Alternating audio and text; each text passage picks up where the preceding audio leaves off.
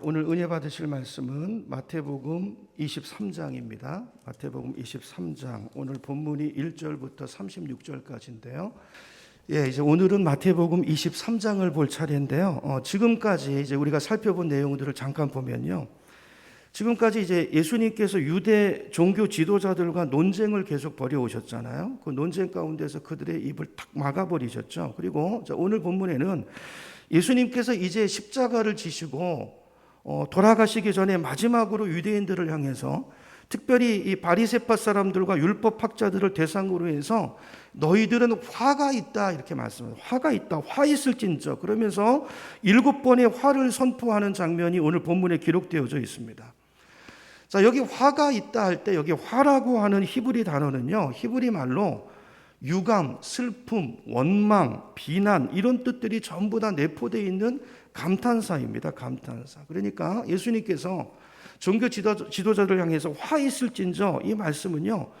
어떤 유감이 그 슬픔이 담겨있는 예수님의 탄식이라고 볼 수가 있어요. 여러분 다른 분도 아니고 하나님이신 예수님에게 이런 말을 듣는다는 것은 정말 안타까운 일이죠. 우리 인생이 그렇게 되지 않기를 축복합니다. 자, 그런데 예수님께서 이 바리새파 사람들과 율법학자들을 향해서 탄식하는 이 말씀의 내용을 살펴보면요. 이게 사실 전부 우리를 향한 말씀이에요. 이 내용들에서 우리 가운데 자유로운 사람이 있을까요? 다 이게 사실은 나에게 주는 말씀이라는 걸 알 수가 있어요. 자, 우리는 흔히 바리새파 사람들과 우리를 따로 보잖아요. 나는 저 사람들과 달라. 그렇게 생각하죠. 근데 그렇지 않습니다. 그렇지 않습니다. 우리는 성경을 읽으면서 바리새파 사람들의 행동을 보면 아니 도대체 저 사람들은 왜 저렇게 행동해? 그런 경향이 있는데 아니에요. 사실은 이게 내 모습이에요. 내 모습이에요. 여러분 잘 보면요. 실제로 바리새파 사람들이요. 오늘 신앙생활을 우리들보다도요. 훨씬 더 훌륭한 면들이 많아요. 여러분 그거 아십니까? 이분들은 정말요 하나님에 대한 열정이 있는 사람들이에요. 헌신이 있습니다. 그리고 나름대로 정말 경건하게 살려고 애를 썼던 사람들이고요. 어떻게 하든지 말씀을 한번 지켜보고 말씀대로 살아보려고 나름 몸부림을 쳤던 사람들이에요. 근데 그 안에 그 속에 하나님에 대한 잘못된 부분이 들어가 있기 때문에 책망을 받는 것이지 여러분 겉으로 드러난 면들만 보면요 우리보다 나은 점들이 많은 분들이에요. 자, 그런데 이런 부분은요, 사실 우리에게도 똑같이 있는 모습이죠. 똑같은 약점이에요. 자, 그런 부분들이 오늘 우리에게도 있기 때문에 오늘 말씀을 우리가 어떻게 들어야 되냐면 예수님께서 탄식하시는 이 말씀을 오늘 우리들에게, 특별히 목회자들 더 그렇죠. 종교 지도자들에게 또 우리 각자를 향한 주님의 탄식이라고 봐도 저는 그렇게 틀리지 않은 말씀이라고 생각합니다. 우리 그 관점으로 좀 말씀을 봤으면 좋겠는데요. 자, 오늘 본문이 36절까지 굉장히 길죠. 굉장히 방대한 구절인데 크게 두 부분으로 나눌 수 있어요. 첫 번째 파트는요. 오늘 우리가 읽은 본문입니다. 1절부터 12절까지인데 자, 이 부분은 예수님께서 거기 모여 있는 무리들을 향해서 또 특별히 이제 제자들을 향해서 말씀하시는 거예요. 저 사람들을 조심하라는 거예요. 누굽니까? 율법학자들, 바리새인들을 조심하라는 거예요. 그리고 저 사람들 절대로 본받지 말라. 자, 이런 이제 내용을 말씀하세요. 살펴볼 거고요. 자, 그리고 두 번째 파트 13절부터 가보면 이제 처음에 제자들을 향했던 무리들을 향했던 눈을 누구에게 돌립니까? 본받지 말라고 했던 종교 지도자들을 향해 돌리면서 그들을 향해서 말씀하세요. 너희들 화 있다. 화 있을진저. 이 위선자들아. 너희에게 화가 있을 것이다. 그러면서 7번의 화를 이야기하시고 구체적으로 선포하시는 내용이 기록되어 있습니다. 그러니까 내용을 살펴보면 이게 연결되어 있어요. 연결되어 있어요. 자, 그래서 오늘 설교는요. 자, 본문이 이제 23장 거의 전체이지만 그 중에서 1절부터 12절까지 오늘 읽은 말씀을 중심으로 해서 본문의 뼈대를 잡을 거고요. 나머지 부분들은 7화에 대한 부분은 그 예로 보충으로 붙여서 설명하는 그런 식으로 이제 오늘 설교를 이제 진행해 가려고 합니다. 자, 오늘 말씀을 통해서 관점이 뭐라고요? 이게 오늘 나에게 주시는 말씀이다. 그죠? 각자 입장에서 내 신앙생활에 적용할 것이 없는가 이런 것들을 좀 점검하면서 말씀을 듣는 그런 시간이 됐으면 좋겠습니다. 자, 이런 관점으로 이제 오늘 본문으로 들어가서 자, 우리가 바리새파 사람들처럼 되지 않으려면 자, 우리는 어떻게 될 것인가? 자, 세 가지로 살펴볼 텐데요. 자, 오전에 두 가지, 이제 오후에 한 가지를 볼 거예요. 오전 예배만 드리시는 분들은 나중에 동영상으로 올라오니까 오후 예배도 좀 들으시면 좋을 것 같아요. 자, 이렇게 세 가지 관점인데, 첫 번째로 바리새파 사람들처럼 되지 않으려면 첫 번째는 뭐냐면요, 신앙생활을요 어떤 율법의 규범의 올가미로 만들면 안 된다는 거예요. 좀 어려운 말이죠. 율법의 올가미에 씌운 그런 신앙생활을 하면 안 된다는 거예요. 자, 그게 무슨 말인가 이제 설명을 할 텐데요. 자, 1절부터 보겠습니다. 1절부터. 여러분 성경으로 보세요. 저는 세번역으로 봅니다. 자, 그때 예수께서 무리와 제자들에게 말씀하셨다. 율법학자들과 바리새파 사람들은 모세의 자리에 앉은 사람이다 그랬죠. 그러므로 그들이 너희에게 말하는 것은 무엇이든지 다 행하고 지키라. 그러나 그들의 행실은 따르지 말라. 그들은 말만 하고 행하지는 않는다 그랬어요. 자, 여기 모세의 자리라는 말이 나오는데요. 이 모세의 자리가 뭐냐면요, 그 당시 회당에 가면 랍비들이 앉아가지고 율법을 가르치고 또 율법을 읽을 때 활용했던 자리가 있어요. 자리. 그 자리를 지금 가리키는 것입니다. 그러니까 거기에 누가 앉았다는 것은 뭘 말하는 거예요? 그 사람이 율법을 가르치는 사람이죠. 그런 권위자로 임명된 사람이라는 거예요. 자, 그러면서 예수님께서 말씀하시는 게 뭐냐면, 누군가가 그 모세의 자리에 앉아서 뭔가를 가리키고 말씀을 읽을 때, 자, 그 사람이 말하는 것은 어떻게 하라고요? 무엇이든지 다 행하고 지키라는 거예요. 그렇죠? 다 지키라, 행하고 지키라. 그러나 그 행위는 본받지 말라. 자, 이걸 통해서 우리가 알 수 있는 건 뭐냐면요, 예수님께서는요 아무리 잘못된 권위를 할지라도 권위 자체를 무시하지 않으셨다는 걸 알 수 있어요. 자, 성경을 보면 모든 권위는 누구에게서 온다? 하나님께로부터 온다고 그랬죠. 권위 자체를 무시하면 안 된다는 거예요. 그러면 나도 망해요. 그러니까 그 권위를 인정하고 그 권위에서 흘러나오는 그거는 행하고 지키라는 거예요. 그 자세를 가질 때 우리의 신앙이 성숙할 수 있다는 것입니다. 자, 그러면서 이어서 4절에서 이렇게 말합니다. 4절입니다. 자, 그들은 자기 힘든 무거운 짐을 묶어서 남의 어깨에 지우지만 자기들은 그 짐을 나르는데 손가락 하나도 까딱하려고 하지 않는다 그랬어요. 자, 이게 무거운 짐은 뭘 말하는 걸까요? 무거운 짐. 무거운 짐은요, 우리 마태복음을 쭉 강의해 오면서 전에 말씀드렸던 것처럼 이 당시 종교 지도자들이 만든 율법의 규례, 그러니까 말씀을 지키기 위해서 그들이 만든 장로들의 유전, 전통이 있다고 그랬죠. 그 규정집을 말하는 거예요. 그걸 예수님께서 자기 지기 힘든 무거운 짐이라고 표현하신 것입니다. 여러분, 원래 원래 신앙생활이 뭐죠? 여러분, 신앙생활이 뭔가를 이제 오늘 이해하는 게 좀 굉장히 중요하다고 보는데요. 신앙생활이 뭘까요? 이런 신앙생활의 핵심은요, 나와 하나님과의 관계 속에서 누리는 자유입니다. 자유. 여러분, 우리의 삶을 보세요. 자유가 있는가? 내 인생에 진정한 자유가 없습니다. 근데 내 안에 하나님이 오시잖아요. 그럼 그리스도가 오시면 그분 안에서 자유를 누리게 돼요. 이게 신앙생활이에요. 우리 누가복음으로 한번 가보겠습니다. 누가복음 4장 16절입니다. 4장 16절부터 볼게요. 예수님이 하신 말씀인데요. 예수 믿는 게 뭔가, 예수님이 이 땅에 오신 목적이 뭔가, 우리에게 주시고자 하시는 게 뭔가를 예수님이 직접 말씀하세요. 누가복음 4장 16절인데요. 제가 읽어보겠습니다. 예수께서 그 자라나신 곳 나사롯에 이르사 안식일에 늘 하시던 대로 어디에 들어가시죠? 회당에 들어가서 성경을 읽으려고 서심해. 자, 여기 성경을 읽으려고 서신 곳이 어디예요? 아까 나오는 모세의 자리. 그걸 모세의 자리라고 그러는 거예요. 거기 서셔서 선지자 이사야의 글을 읽으세요. 글을 이제 책을 펴서 기록된 데를 찾으시니 곧 18절 주의 성령이 내게 임하셨으니 이는 가난한 자에게 복음을 전하게 하시려고 내게 기름을 부으시고 나를 보내사 예수님을 보내사 포로된 자에게 무엇을요? 자유를. 눈먼 자에게 뭐를요? 다시 보게 함. 이것도 자유죠. 자, 눈이 멀어서 앞이 보지 못하기 때문에 이 사람엔 자유가 없어요. 눈을 열어줘서 자유를 주시는 거예요. 그렇죠? 자유를. 또 눌린 자를 어떻게 하고? 자유롭게 하고 주의 은혜의 해를 전파하게 하려 하심이라 하였더라. 20절 책을 덮어 그 맡은 자에게 주시고 앉으시니 회당에 있는 자들이 다 주목하여 보더라. 이에 예수께서 그들에게 말씀하시되 이 글이 이사야의 예언이 오늘 너희 귀에 누구를 통해서? 나를 통해서 응하였느니라. 그러니까 예수님이 이 땅에 오신 목적을 말씀하신 거예요. 예수님이 이 땅에 왜 오셨다고요? 자유를 주기 위해서 오셨다. 자유를 주기 위해서. 죄로부터의 자유, 가난으로부터의 자유, 음란으로부터의 자유, 술로부터, 마약으로부터 우리를 묶고 우리를 무너뜨리고 망하게 하는 그 모든 것에, 여러분, 중독에 빠지면요, 그게 나를 망가뜨리는 거 알면서도 끌려갑니다. 이게 우리 인생이에요. 여러분 다 뭔가에 묶여 계신 거예요. 이 세대 모든 사람이 다 중독에 빠져 있습니다. 쇼핑 중독, 중독이 중독. 우리를 묶고 있는 모든 것으로부터 자유를 주시기 위함이라는 거예요. 자, 그래서 이거를 정확하게 간파했던 사도 바울은 갈라디아서 5장 1절에서 이렇게 말합니다. 이따가 보고요. 제가 읽어볼게요. 자, 그리스도께서 우리를 자유롭게 하려고, 자, 이 말씀에 지금 예수님이 말씀하셨잖아요.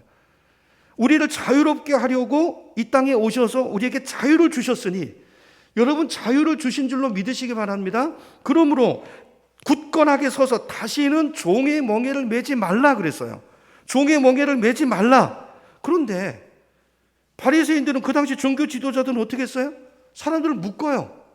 예수님은 자유케 하러 오셨는데 묶습니다. 안 그래도 힘들어 죽겠는데 죄의 짐, 생활의 짐, 질병의 짐, 모든 짐에 묶여서 고통과 근심 가운데 있는데 율법의 짐을 더 얹어요. 여러분, 신앙생활은 뭘 하고 안 하는 것이 아닙니다. 여러분, 우리가 신앙생활을 시작하는 것은 여러분 교회 와서 뭘 해야 되고 뭘 안 해야 되고 이걸 하나 더 얹어 가시는 게 아니에요. 자유를 누리시는 것인 줄로 믿으시기 바랍니다. 이게 뭔가를 이제 배워 가시는 거예요. 자유를 어떻게 누리고 자유를 누린다는 것이 뭔지. 근데요, 당시 종교 지도자들은 어떻게 했어요? 사람들을요, 얼마나 율법의 규정으로, 율법이 한 줄이 있으면 그걸로 몇십 개 조항을 만들어가지고 이건 이렇게 해야 되고 저럴 땐 저렇게 해야 되고 안 그러면 뭐가 어떻게 되고, 사람들을 두려움과 더 속박 가운데 묶어놓았다는 거예요. 사람을 옴짝달싹 못하게 그런 올무로 만들어 놓았다는 것입니다. 그래서 그것이 얼마나 또 어떻게 올무인가 하는 것을 예수님께서 화로다. 왜 화냐면요, 이렇게 하기 때문에 화라는 거예요. 당시 종교 지도자들 향해서 화로다. 13절로 가보세요. 13절의 첫 번째 화 부분에서 그것이 왜 올무인가, 왜 이게 잘못된 것인가, 어떻게 무엇이 문제인가를 설명을 하세요. 13절입니다. 13절 제가 읽을게요. 율법학자들과 바리새파 사람들아, 이 위선자들아, 너희에게 화가 있을 것이다. 너희는 사람들이 들어오지 못하도록 하늘나라 문을 닫기 때문이다. 여러분, 이런 거면 여러분 예수 믿고 싶으세요? 더 힘들어. 예수 믿어가지고 더 힘들어요. 이거는 아니에요. 그죠? 너희는 자기도 들어가지 않고 자기도 못하면서 그거를 그렇게 들어가려고 하는 사람도 못 들어가게 하고 있다는 거예요. 여러분, 다시 말씀드리지만 신앙생활의 핵심은 내가 하나님과의 관계 속에서 누리는 어떤 관계요? 친밀한 관계, 그 사랑의 관계 속에서 누리는 자유고요, 기쁨이고 행복이에요. 이런 분이 있습니까? 아까 오직 예수밖에 없다고 그랬잖아요. 이 세상에 이런 분이 있으세요? 그 주님을 만난 거예요. 그래서 그 주님과의 관계 속에서 그 사랑 안에서, 그죠? 자유를 누리는 거예요. 행복을 누리고 그분 안에 있으면, 여러분 세상은 우리를 자꾸 묶잖아요. 근데 그분 안에 들어가면 자유가 와요. 평안이 오고 기쁨이 오고 아무 조건 없는 행복. 근데 그것을 지금 당시 종교 지도자들이 전부 행위의 올무로 바꿔가지고요, 뭐 규칙으로 이건 이래야 돼. 여러분, 가정에서도 이런 가정이 있죠. 그거 아닙니다. 가정에서 자유를 누려야 돼요. 애들이 자유를 누구 안에서? 부모와의 사랑의 관계 안에서. 애들에게 부모는 하나님 같은 존재예요. 저 부모의 사랑, 내가 어찌하든지 우리 엄마 아빠는 나를 사랑해, 날 그대로 사랑해, 이 사랑이 자유케 하는 거예요. 그 아이를 자유케 합니다. 어디 가도. 근데 이 사랑을 받지 못한 아이는요, 어디 가도 오해해요. 자기 겪은 게 그거밖에 없으니까, 가정 안에서. 지금 그런데 교회에 와서 이 종교 지도자들이 이렇게 만드는 거예요. 그러니까 자유와 행복과 기쁨을 누리도록 예수님께서 그 고난당하시고 십자가에 죽으시고 우리를 그렇게 살려놨더니, 우리 삶을 이 자유가 아니라 또 규정에 얽매여가지고 우리 삶을 지옥 같은 삶으로 바꿔버리더라는 거예요. 여러분, 이거 굉장히 중요한 것이죠. 그러면서 이제 15절로 가보세요. 15절로 가보면 이렇게 말합니다. 15절. 율법학자들과 바리새파 사람들아, 이 위선자들아, 너희에게 화가 있을 것이다. 너희는 개종자 한 사람을 만들려고 바다와 육지를 두루 다니다가 하나가 생기면, 우리가 이렇게 하죠. 하나가 생기면 어떻게 합니까? 그를 너희보다 배나 더 못된 지옥의 자식으로 만들어 버린다는 거예요. 그러니까 관계의 기쁨 속에서 복음을 알게 해주는 게 아니라 그 율법주의 속에서 더 그 사람을 고통스럽게 만들어 버린다는 거예요. 여러분, 혹시 한국 교회가 지금 이렇게 하고 있지 않습니까? 이게 혹시 이 시대에 우리 목회자들에게 주시는, 저는 엄중한 경고라고 생각해요. 여러분, 예수님께서 얼마나 그 당시 상황이 심각하고 한탄스러우셨으면 그들을 향해서 종교 지도자들을 향해서요, 지옥의 자식이라고까지 표현하고 있어요. 쥐도 지옥 생활을 하면서 그 율법의 짐을 지고, 그게 복음이에요. 그런 뭐 교회 뭐하러 나오겠어요? 뭘 지켜야 되고 뭘 안 해야 되고, 맨날 이거 해야 되고 안 해야 되고, 자기도 그렇게 못 살면서. 그죠? 자, 그러면 이 사람들이, 당시 종교 지도자들이 뭘 어떻게 했길래 이런 얘기를 하시는 걸까요? 자, 그 예가, 그 하나의 예가 세 번째 화에 드러나는데요. 16절로 가봅니다. 16절. 제가 읽을게요. 눈먼 인도자들아, 너희에게 화가 있을 것이다. 너희는 말하기를 누구든지 성전을 두고 맹세하면 아무래도 좋으나 누구든지 성전에 금을 두고 맹세하면 지켜야 한다고 말한다는 거예요. 17절. 어리석고 눈먼 자들아, 어느 것이 더 중요하냐? 금이냐? 아니면 그 금을 거룩하게 하는 성전이냐? 그랬어요. 자, 무슨 말이냐면요. 자, 구약 성경에 보면 율법의 조항들이 있잖아요. 자, 그 중에서 어떤 율법이 있냐면요. 자, 우리가 하나님께 하는 맹세나 소원은 반드시 지켜야 된다는 말씀이 있어요. 맞죠? 우리가 그 거룩하신 창조주신 하나님 앞에서 함부로 아무렇게나 말하고, 또 상황이 안 된다고 아무렇게나 또 그 자기 말한 것을 취소하고 지키지 않고 이러면 안 되겠죠. 우리 인간관계에서도 마찬가지 않습니까? 자기 마음대로 생각을 뒤집고 그러면 안 되죠. 말한 신중하게 말하고 지켜야 되죠. 자, 그런데 그 규정이 있어요. 자, 그런데 그 말씀만 있는 게 아니고 율법에 보면요, 그럼에도 불구하고 하나님은요, 저와 여러분이 얼마나 약한 존재인가 하는 것을 그분이 아세요. 그래서 우리가 처음에는 좋은 동기일 수도 있고, 아니면 뭐 하여튼 실수로 잘못 맹세했기 때문에, 자, 맹세한 것을 지켜야 된다는 규정이 있는데 잘못 맹세했어요. 실수로. 자, 그러면 그걸 평생 거기에 얽매여서 살아야 됩니까? 하나님은 그런 하나님이 아니시라는 거예요. 그런 하나님이 아니시라는 것입니다. 자, 그 좋은 예가 구약 사사기에 보면 입다라는 사람이 나오는데요. 자, 입다가 이제 그런 말을 하잖아요. 자, 이제 하나님 앞에 서원해요. 내가 집에 들어가는데 나를 제일 먼저 마중 나오는 사람, 그 사람을 내가 하나님 앞에 바치겠습니다. 그렇게 말했다가 자기는 그 맹세를 할 때, 서원을 할 때 누가 나올 줄 안 거예요. 종이 먼저 나올 줄 알았던 거예요. 근데 누가 나와요? 종이 아니고 예쁜 딸이 나와요. 딸이. 그래가지고 그 딸을, 그러면 그 글에 결국 바쳐야 되는 이런 원통한 일이 생기잖아요. 그럼 하나님 그런 분이십니까? 아니라는 것이죠. 아니라는 것이죠. 그래서 성경을 보면요, 이런 불상사를 방지하기 위해서 하나님께서 예외 규정을 두세요. 예외 규정. 자, 그게 어떤 거냐면 민수기 30장 5절입니다. 스크린을 보세요. 자, 민수기 30장 5절. 이런 거예요. 그러나 딸이 스스로를, 이게 번역이 좀 어려운데, 이게 이런 뜻이에요. 딸이 경솔하게 한 모든 서약과 서원, 있을 수 있잖아요. 경솔하게. 그걸 아버지가 듣고 그날로 말렸으면, 야, 너 그거 잘못한 거야. 그러면 그건 성립되지 않는 거라는 거예요. 경솔하게 잘못한 거. 그러니까 그 율법 규례 때문에, 반드시 지켜야 된다는 규례 때문에 평생 그거에 올무에 매여가지고, 하나님 이런 하나님이 아니시라는 것입니다. 성립되지 않는다. 아버지가 딸의 소원을 말렸기 때문에 나 주는 그 딸에게 책임을 묻지 않는다 그러셨어요.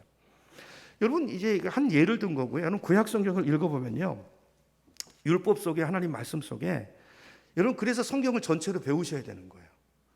어성경 읽어지네 같은 공부가 필요해요.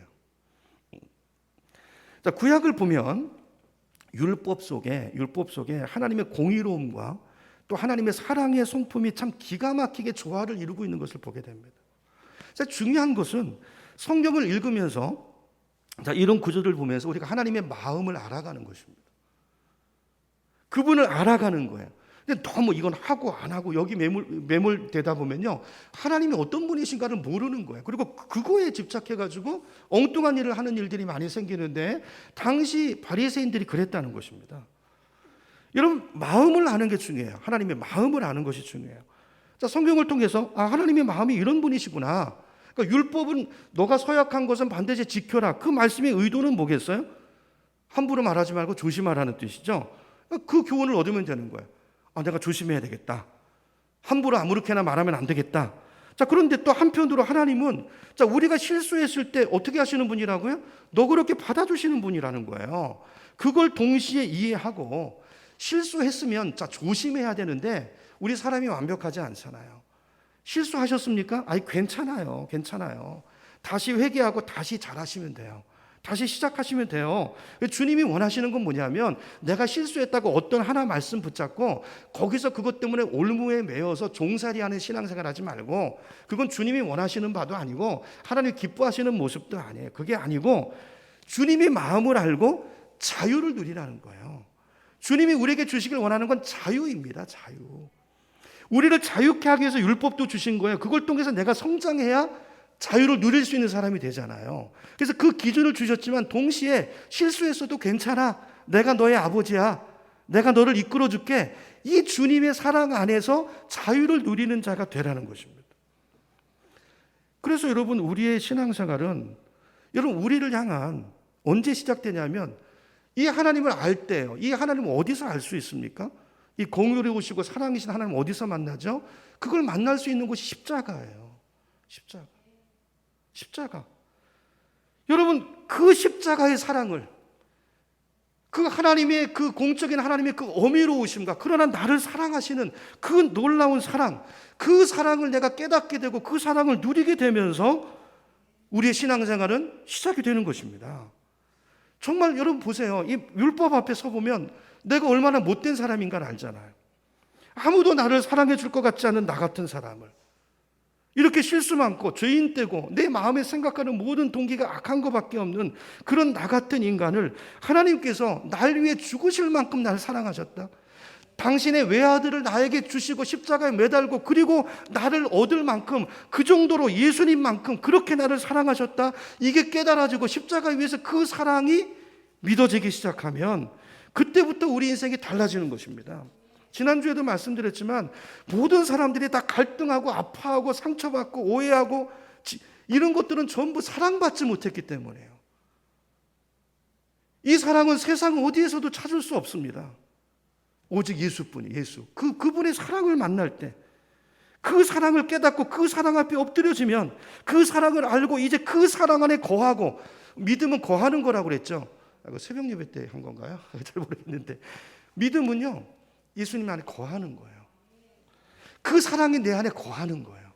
믿음으로 그 사랑이 내 안에 거하게 할 때, 그 사랑을 누리기 시작할 때, 그때부터 우리가 조금씩 달라지기 시작해요. 어떻게 해요? 온유한 사람으로,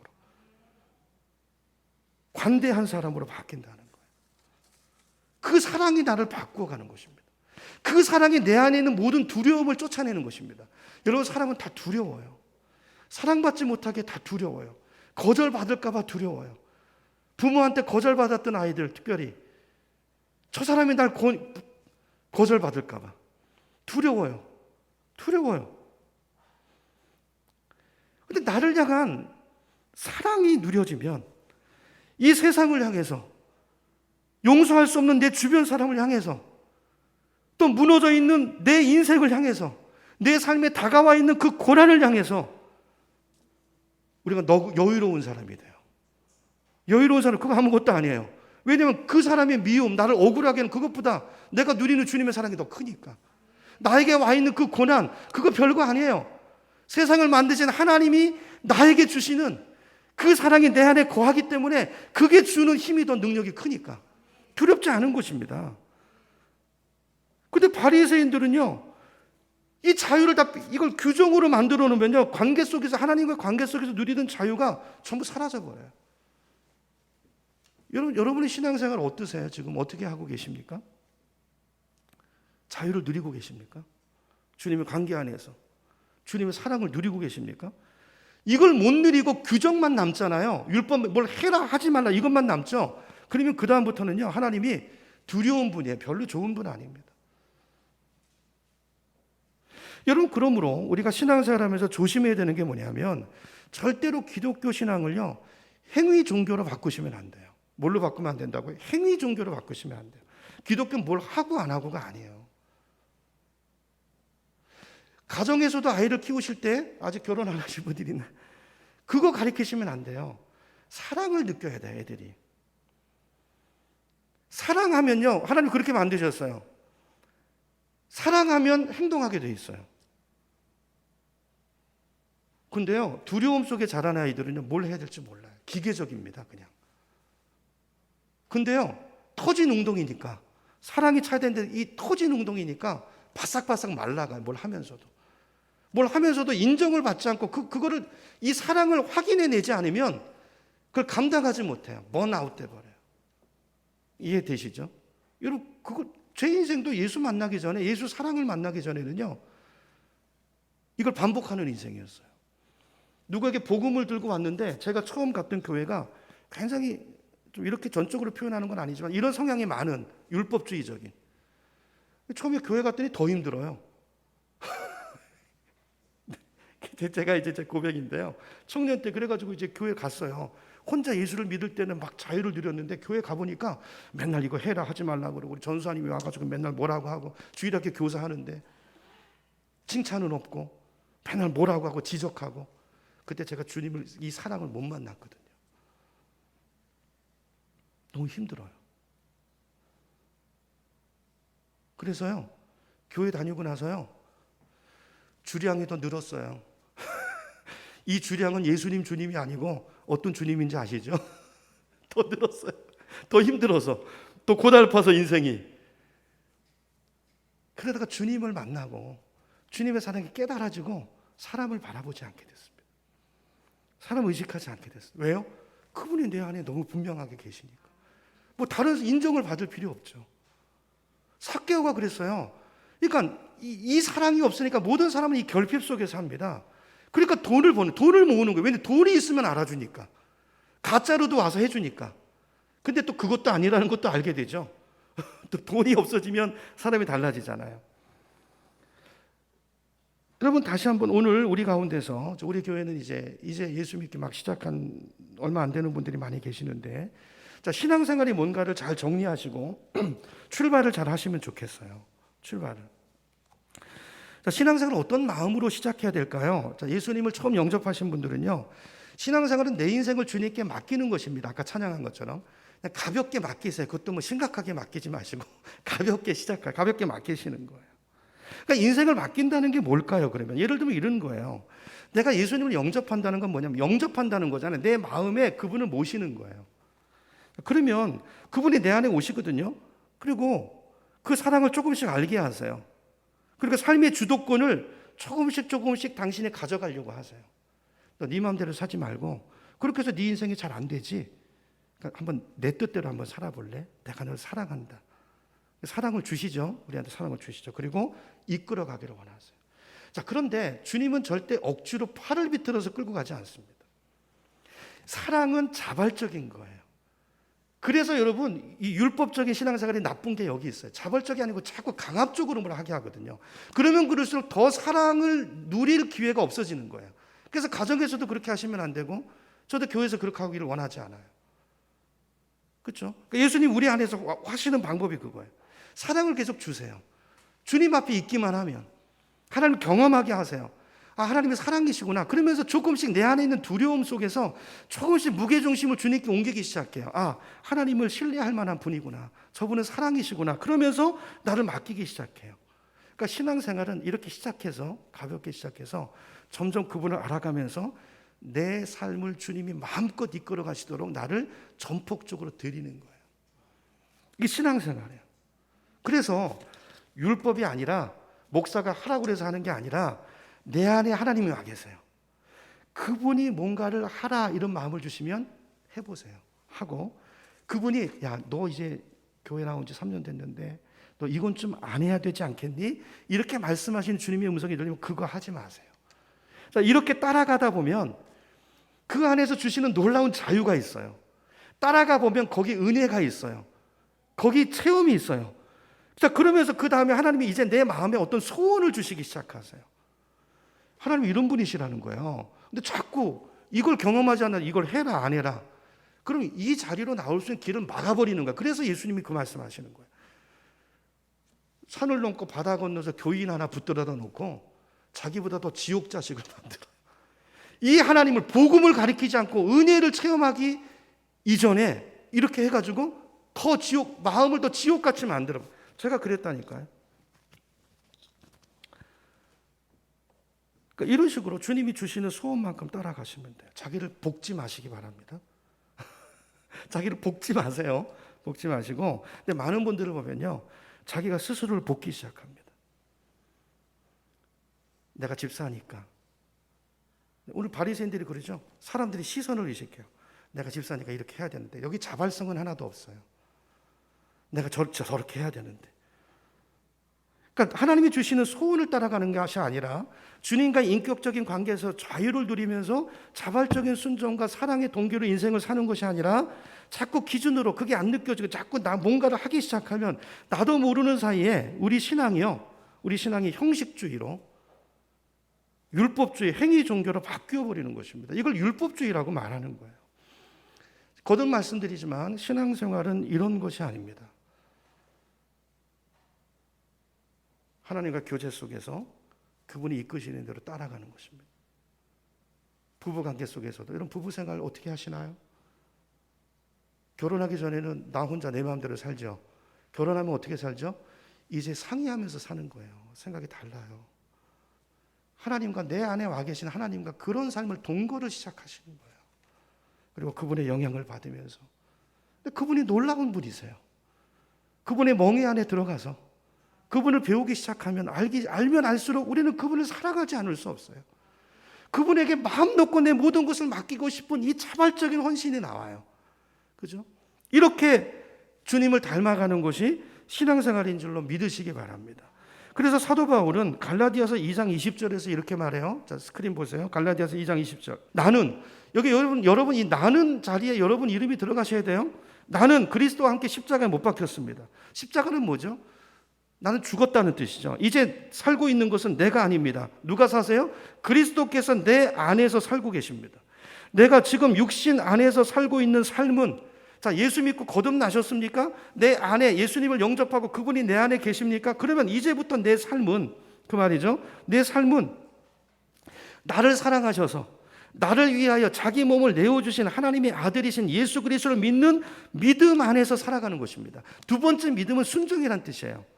하나님을 믿는다는 건 뭐예요? 하나님이 하신 일을 받아들이고 그분을 영접하고 그분을 주님으로 믿고 그분을 순종하면서 살아가는 것입니다. 그분을 따라 사는 것입니다. 누구든지 나를 따라오려거든 자기를 부인하고 자기 생각을 부인하고 자기 십자가를 지고 나를 따를 것이니라. 같은 말씀이에요. 그래서 이제는 내 고집으로, 내 열심으로, 내 경험으로 사는 것이 아니라 하나님께서 내 마음에 들려주시는 그 음성, 나에게 일으켜주시는 그 소원, 여러분 그만큼 가세요. 너무 과하게 하지 마십시오. 우리 교회에서 그렇게 안 하셔도 돼요. 소원 주시는 만큼 하세요. 주시는 만큼.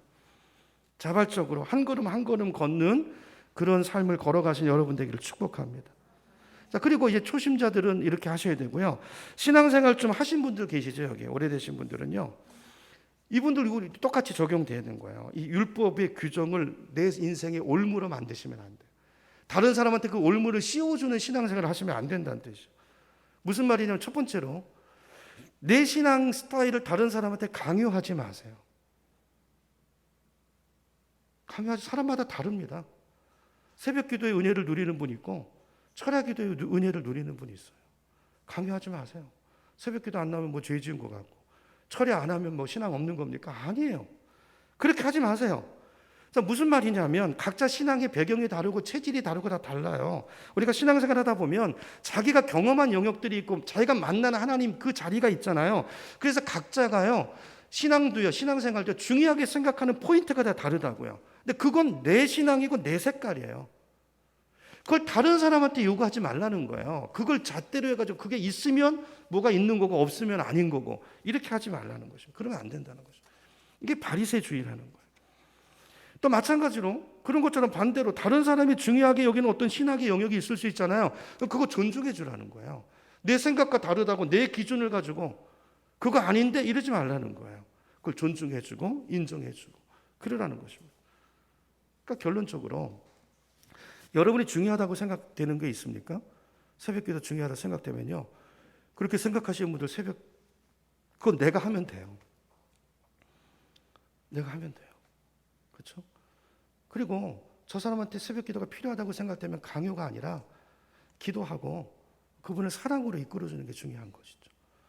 이 태도가 굉장히 중요하다는 거예요. 남이 중요하다고 생각하는 건 인정해주고, 자, 이렇게 할 수 있는 저와 여러분 되기를 축원합니다. 그렇죠?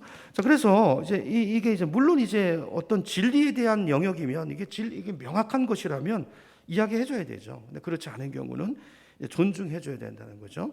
자, 그래서 우리가 이제 종의 멍에를 이제 갈라디아서 5장 1절을 다시 보겠습니다. 자, 스크린 보고 갈라디아서 5장 1절 제가 지금까지 말씀드린 내용인데요. 우리 같이 한번 읽어 보겠습니다. 시작. 그리스도께서 우리를 해방시켜 주셔서 자유를 누리게 하셨습니다. 그러므로 굳게 서서 다시는 종살이의 멍에를 매지 마십시오. 자유를 누리시기를 축복합니다. 그리스도 안에서. 그분을 자꾸 느끼셔야 돼요. 주님을. 내 안에 와 계신 주님을 자꾸 느끼시고 그분의 사랑을 느끼시고 하나님 인격이세요. 성령님은. 그분과 대화하시고 말을 거세요. 대화하시고 그분의 인도를 받으시고 모든 신앙생활의 기본은 하나님과의 관계에 있다는 걸 기억하시고 이게 돼야 다른 사람과의 관계가 되는 거예요. 하나님과의 관계가 율법적이고 행위 중심적이고 다른 이웃과의 관계도 그렇게 될 수밖에 없어요. 사랑의 관계가 될 수 없죠. 이렇게 이 순서 지난주에 봤던 말씀이죠. 자, 똑같은 거예요. 똑같은 거. 하나님의 사랑과 이웃 사랑은 하나예요. 똑같은 것인데 뭐가 있다? 순서는 있다. 하나님과 이 관계, 하나님과의 관계 속에서 자유를 누리면 어떤 사람이 돼요? 너그러운 사람이 되고 다른 사람에게 자유를 주는 사람이 돼요. 근데 이 관계를 하나님과의 관계 속에 이걸 누리지 못하면 율법주의적인 사람이 돼요. 뭘 해라 하지 말라 이렇게 다른 사람을 규정하고 내 생각으로 기준으로 판단하는 그러면 어떤 삶이 된다고요? 서로 이렇게 하면 어떻게 될까요? 그런 가정은 지옥입니다. 그렇죠? 그 부모 자식 간에 사랑이 싹틀 리가 없죠. 그러니까 이거예요. 이거 우리가 이거를 마음에 두고 그렇게 살 수 있기를 축복합니다.